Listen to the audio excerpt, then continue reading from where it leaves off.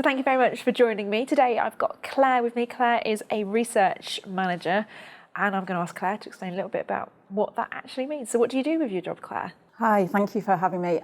So I'm a research manager at the Christie. I look after the administration staff within two specialist clinical trial research teams. That's haematology and lymphoma. So we have a team of staff that support the nurses and the doctors, and I provide line management and leadership for that.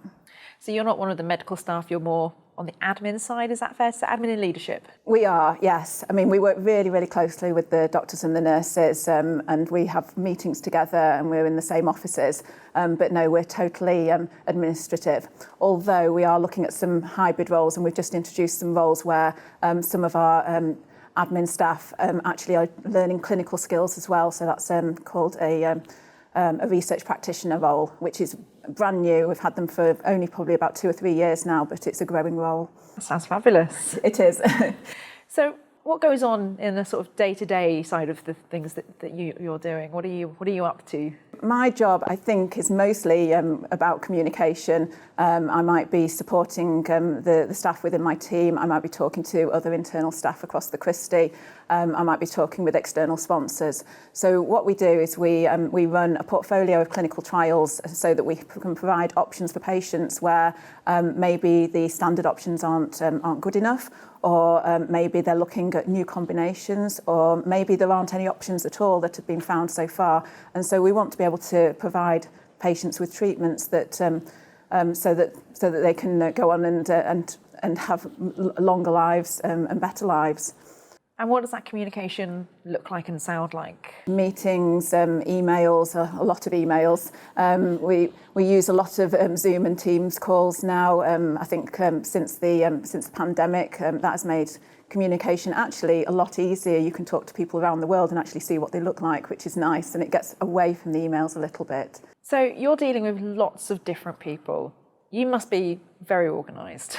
I think as part of our job, we do have to be organised, and I've got a very, very organised team behind me. There's lots of to-do lists going on. There's lots of Excel trackers knowing what we're doing when we're doing it. And yes, calendar is our best friend, and making sure that everything's booked in there and we know where we're meant to be at the right time.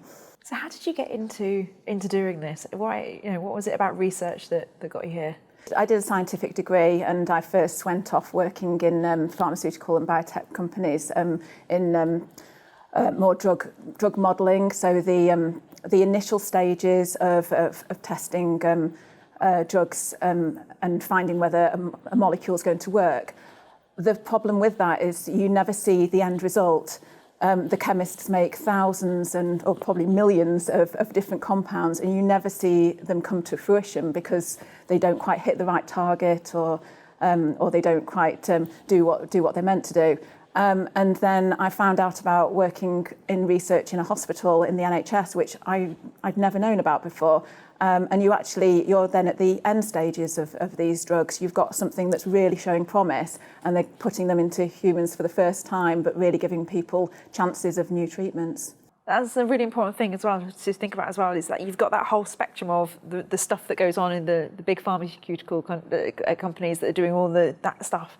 And then this is the beginning of the end process as well. But you get to see a lot more of the successes, don't you, here? I will have been here 10 years in October, and in those 10 years I've seen drugs that we were using for early phase trials, so patients were having these drugs for the first time, very brave patients, and now we see them that they're marketed and they've been approved for use and they're being given standardly to patients, and I think that's amazing that you can do that in less than 10 years.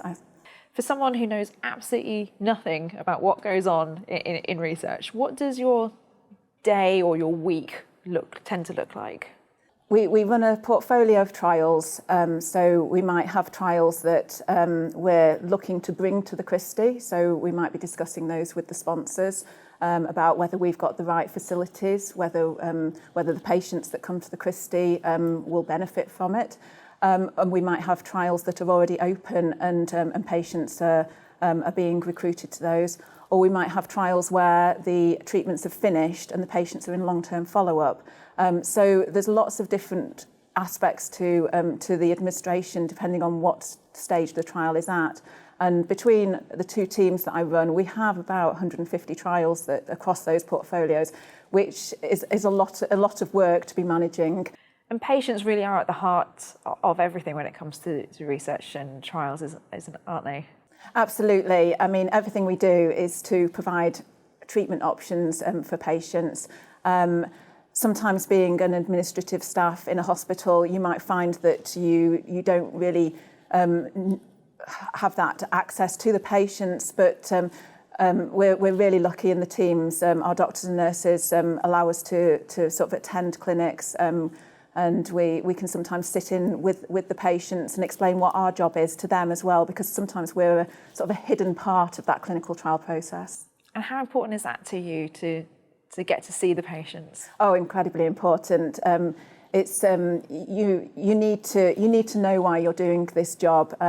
Sometimes you could be putting data into a database for hours on end, and you at the end of it, you know that that's actually going towards something that's going to make a difference to people's lives, and that's really important.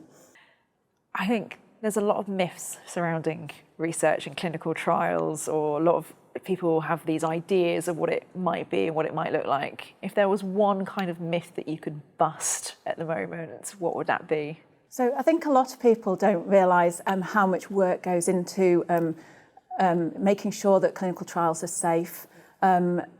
We don't just give treatments to patients without knowing that there's going to be at least some potential benefit and that they're going to be safe.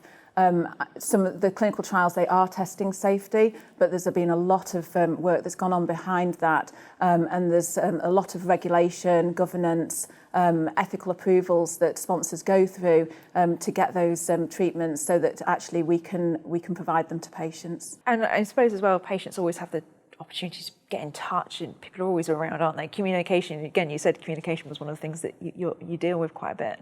Absolutely. And one thing actually that I think patients like about being on a clinical trial is they have direct access to a team. There's research nurses, there's the consultants, the specialty doctors and the registrars. They're always available. And because they're coming in so frequently, they get to know them on a really personal basis. Claire, thank you so much for your time. I've really enjoyed talking to you, and I've learnt loads, so thank you. Thank you.